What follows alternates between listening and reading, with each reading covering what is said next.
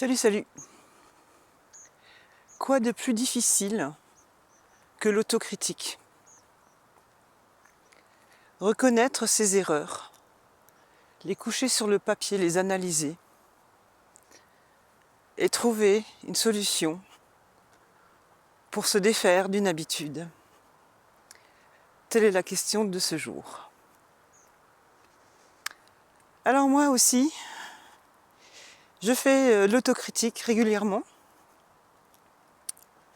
Et malgré tout, quand je suis sur le point de recevoir une critique, je suis déjà dans ma tête en train de trouver la riposte, alors que je ne sais pas encore de quoi ce qu'on va me reprocher. Et pourtant, une fois l'événement passé, je m'en veux. Je m'en veux d'avoir pas gardé mon calme ou de ne pas être arrivé à donner un sens à cette critique. Par contre, ce que je fais, c'est quand je rentre, je me note cette critique pour que quelque part, je puisse, dès que j'ai un moment, y consacrer du temps.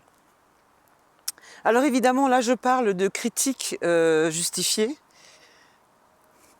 selon la conception de chacun, n'est-ce pas? Parce que pour moi, la pomme verte ne sera pas le même vert que pour vous, hein. Donc c'est une question de perception de chacun, parce que chacun a une autre perception, c'est évident.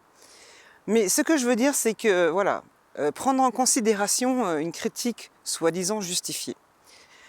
Toute critique injustifiée serait évidemment, idéalement, à mettre de côté et à ne pas y prêter attention. C'est-à-dire que si vous avez fait quelque chose que vous avez réellement ressenti comme importante et que vous l'avez ressenti du plus profond de vous, eh bien, si les gens vous critiquent, c'est normal.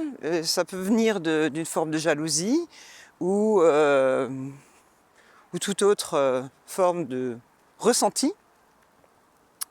Mais une chose est sûre, c'est que quand vous faites quelque chose sur ce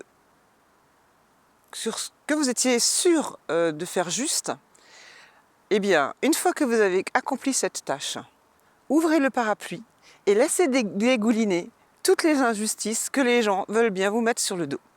Comme ça, au lieu de couler sur vous, eh bien, les injustices coulent à terre et donc ne vous touchent plus. Méditez. Bonne journée à tous. Ciao, ciao.